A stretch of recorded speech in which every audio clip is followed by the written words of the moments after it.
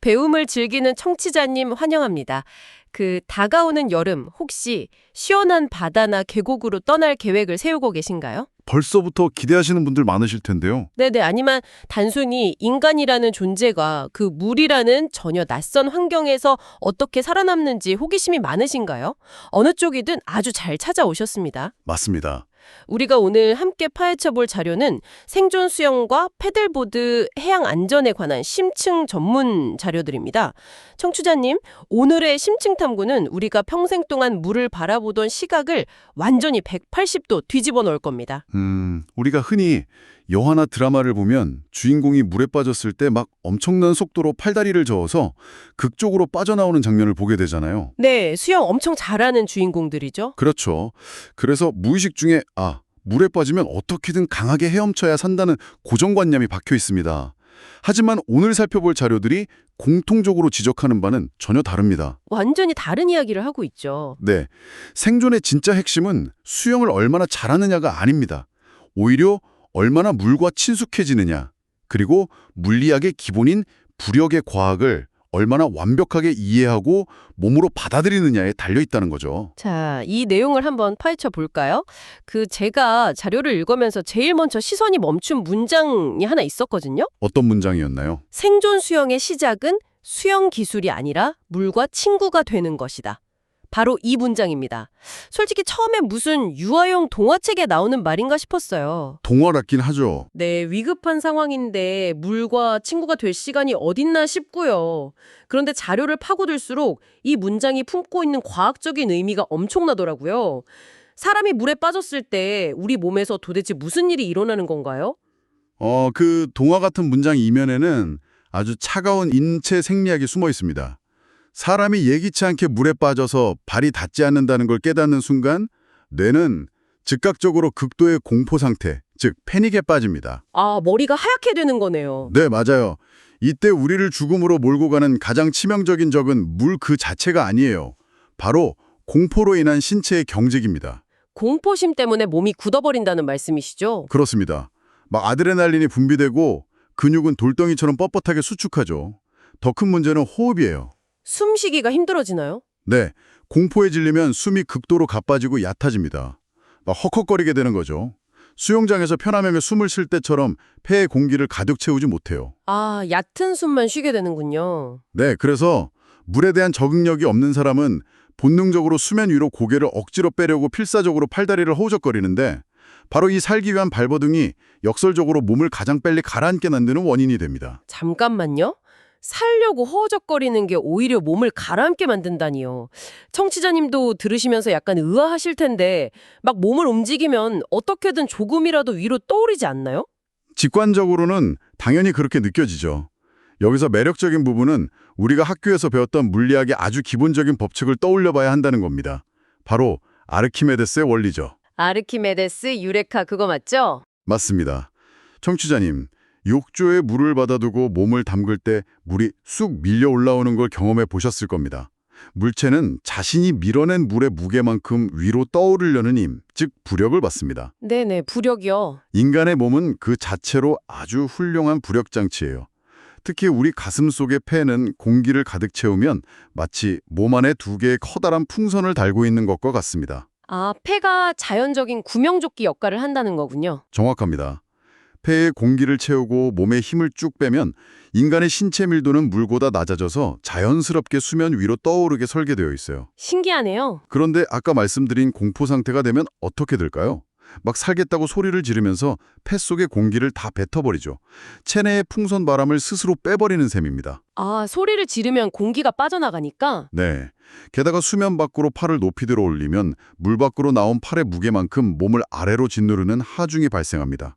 결국 스스로 아르키메데스의 부력을 파괴하고 있는 겁니다. 진짜 아이러니하네요. 가만히 힘을 빼면 떠오르는데 살겠다고 발버둥 칠수록 돌덩이처럼 가라앉는다는 이 역설이 생존 수영의 가장 핵심적인 전제입니다. 와, 듣고 보니 소름이 돋네요. 결국 내 목숨을 앗아가는 건 물이 아니라 그 공포에 질린 나 자신의 본능적인 행동이었다는 거잖아요. 네, 아주 슬픈 현실이죠.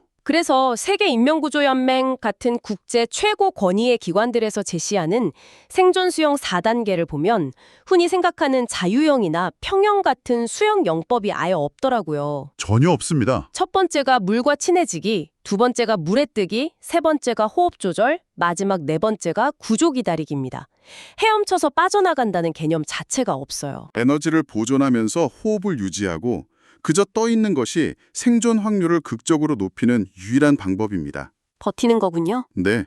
아무리 수영 선수라도 거센 조류나 파도를 이기고 수억 킬로미터밖에 육지까지 헤엄쳐 갈 수는 없으니까요.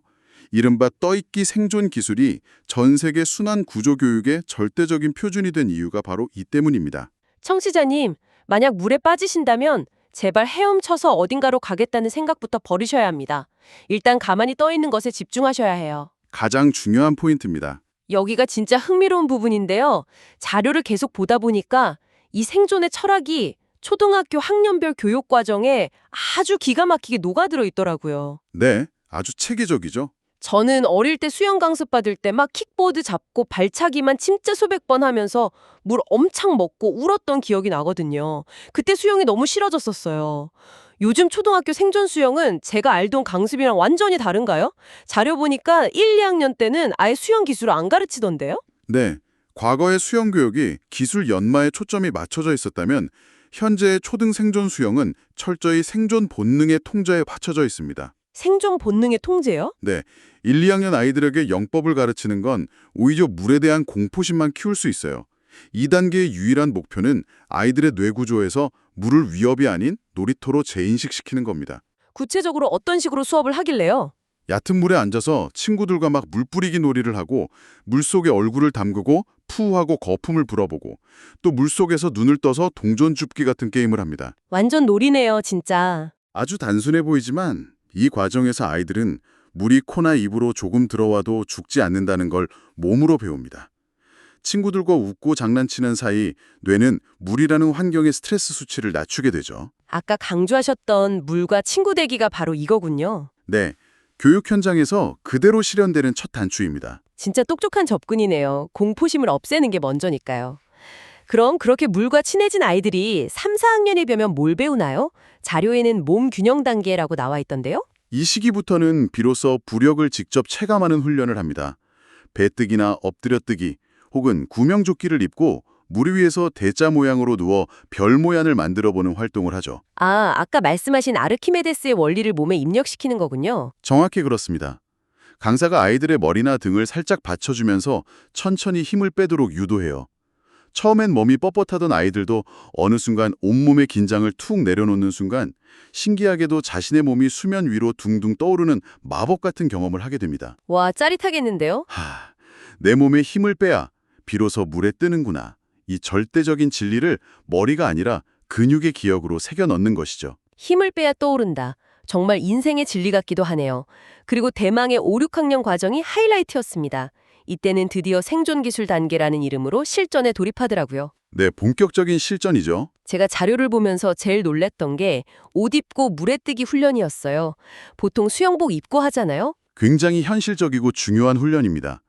사실 우리가 여름휴가 때 수영복을 예쁘게 챙겨 입고 수경까지 완벽하게 착용한 상태에서 물에 빠지는 사고는 거의 없습니다. 하긴 그러네요. 대부분 청바지나 면 티셔츠 같은 일상복을 입은 채로 선착장에서 미끄러지거나 파도에 휩쓸리죠. 맞아요. 옷이 물에 젖으면 엄청나게 무거워지잖아요. 평소에 수영을 잘하던 사람도 그 무게 때문에 당황해서 패닉이 올 것 같아요. 바로 그 당혹감을 통제된 수영장 환경에서 미리 겪어보는 겁니다.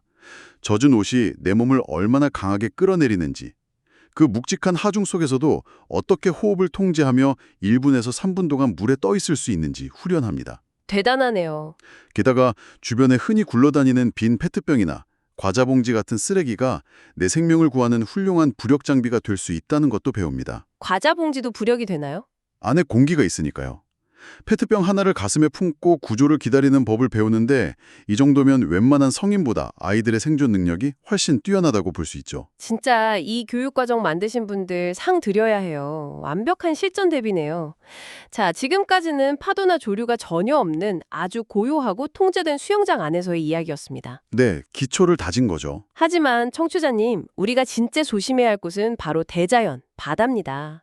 최근 몇 년 사이에 바다나 강에서 패들보드 타시는 분들 엄청나게 늘었잖아요. 네, SUP라고 부르죠. 정말 많이들 타십니다. 자료의 후반부에서는 이 패들보드 환경에서의 바다 생존 수영을 굉장히 심도 있게 다루고 있습니다. 이것을 더 큰 맥락에서 연결해 보면 바다로 나가는 순간 수영장에서 배웠던 공식들의 거대한 변수들이 추가됩니다.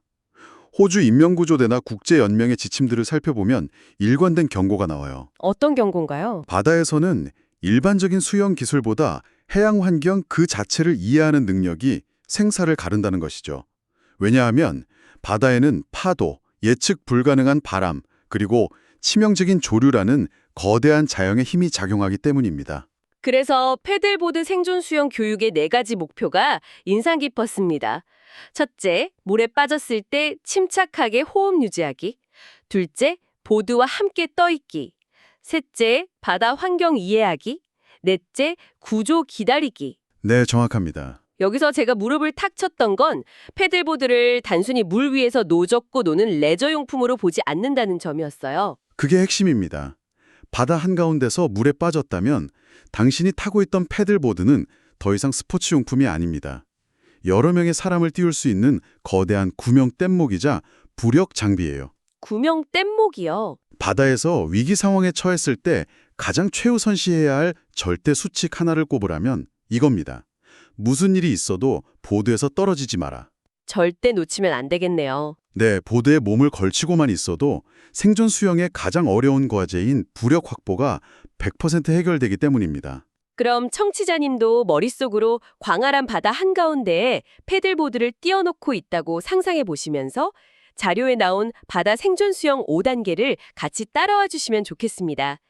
1단계가 물 적응 훈련인데 수영장과는 차원이 다르다면서요. 완전히 다릅니다. 수영장의 민물과 바다의 짠물은 비교할 수가 없어요. 바닷물은 소금이 녹아있어 부력 자체는 수영장보다 좋지만 얼굴에 파도를 맞거나 물을 코로 들이마셨을 때의 고통과 당혹감은 수십 배에 달합니다. 눈 엄청 따갑잖아요. 눈을 때려도 쉰늘죠. 그래서 1단계에서는 얕은 바다에서 파도를 직접 몸으로 맞아가며 중심을 잡아보고 짠물을 입과 코로 경험하면서 당황하지 않고 호흡을 고르는 적응 훈련을 필수적으로 거쳐야 합니다. 짠물에 매워서 캑캑거리다 팽이기 오는 걸 막는 거군요. 이어서 2단계는 바다에서 떠있기 훈련입니다. 여기서는 출렁이는 파도 위에서 배뜨기 자세로 체력을 비축하는 연습을 합니다. 네.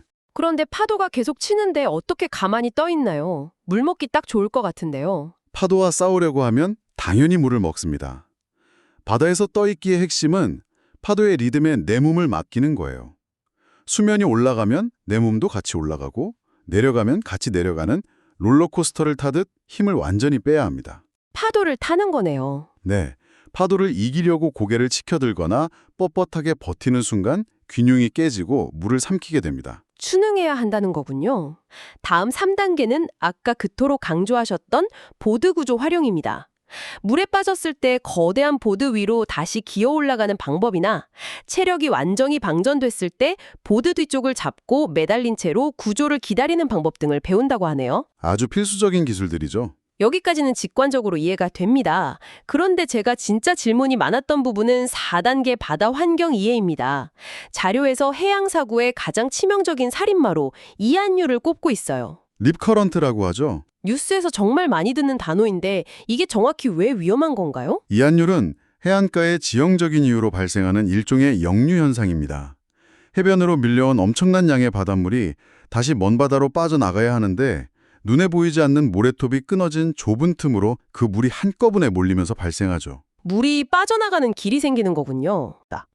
수영을 아무리 잘하는 사람이라도 순식간에 수십, 수백 미터 밖, 먼 바다로 끌려가게 됩니다. 상상만 해도 너무 무서운데요. 만약 제가 그 컨베이어 벨트, 이안류에 휘말려서 먼 바다로 훅 끌려가고 있다면 도대체 어떻게 해야 살 수 있나요? 어떻게 하실 것 같나요? 본능적으로는 당연히 살아야 하니까 해변 쪽을 향해서 미친 듯이 파도를 거슬러 수영할 것 같거든요. 그게 바로 매년 수많은 피서객이 목숨을 잃는 가장 흔한 그리고 가장 비극적인 행동 패턴입니다. 아, 역효과인가요? 올림픽 수영 금메달리스트라도 이안유의 역방향 유속을 이기고 해변으로 직진해서 돌아올 수는 없습니다. 본능에 따라 육지를 향해 물살을 거스러 헤엄치려다가는 길어야 5분 안에 모든 에너지가 고갈되고 결국 탈진해서 익사하고 맙니다. 그럼 그냥 가만히 떠 있으라는 건가요? 먼 바다로 계속 끌려가는데도요? 세상에, 그건 인간의 생존 본능을 완전히 거스르는 행동 아닌가요? 충분히 이해합니다. 눈앞에 육지가 멀어지는데 가만히 있으라는 게 얼마나 공포스러운 일인지요. 하지만 논리적이고 과학적인 대처법은 두 가지뿐입니다. 첫째, 이안유는 폭이 생각보다 좁은 경우가 많아요. 아, 넓은 바다 전체가 역류하는 게 아니군요. 네, 그래서 물살을 거스르지 말고 해변과 평행한 방향, 즉 양옆 방향으로 헤엄쳐서 그 컨베이어 벨트 바깥으로 빠져나와야 합니다. 옆으로 조금만 빠져나오면 언제 그랬냐는 듯 물살이 잔잔해집니다. 아, 역주행하지 말고 옆 차선으로 차를 빼듯이 옆으로 헤엄치라는 거군요. 맞습니다. 그리고 두 번째, 만약 패닉에 빠져 방향 감각을 잃었거나 이미 체력이 다 소진되었다면 어떻게 해야 할까요? 진행자님 말씀대로 정말로 아무것도 하지 말고 그냥 물에 떠서 끌려가야 합니다. 그냥 끌려가라고요? 네, 이안류는 먼 바다로 무한정 계속 이어지는 게 아니라 일정 거리, 보통 100에서 200m 정도를 나가면 그 에너지를 잃고 자연스럽게 소멸됩니다. 아, 끝이 있네요. 물살이 약해진 그곳에서 부력을 유지한 채 숨을 고르고 구조를 기다리거나 그때 옆으로 빠져나와 천천히 헤엄쳐 돌아오는 것이 유일하게 살아남는 길입니다. 바다와 싸우려 들면 인간은 백전백패입니다. 자연을 이기려 하지 말고 순응해라. 정말 뼈에 새겨야 할 생존 수칙이네요. 그렇게 버티다가 마지막 5단계인 구조 신호 및 방법을 써야겠죠. 네, 손을 흔드는 건 당연하고요. 패들보드를 타고 있다면 가지고 있던 패들을 높이 들어올리는 것이 아주 강력한 구조 신호가 된다고 합니다. 멀리 해변에 있는 인명구조대원들 눈에 확 띄기 때문이나네요. 아주 좋은 방법입니다. 자, 전문가님, 여기서 장비 이야기를 안 하고 넘어갈 수가 없습니다. 특히 자료에서 어린이 패들보드 교육을 다루면서 리쉬라는 장비에 대해 거의 경고에 가까운 수준으로 강조를 하고 있어요. 발목과 보드를 연결하는 끝말이죠.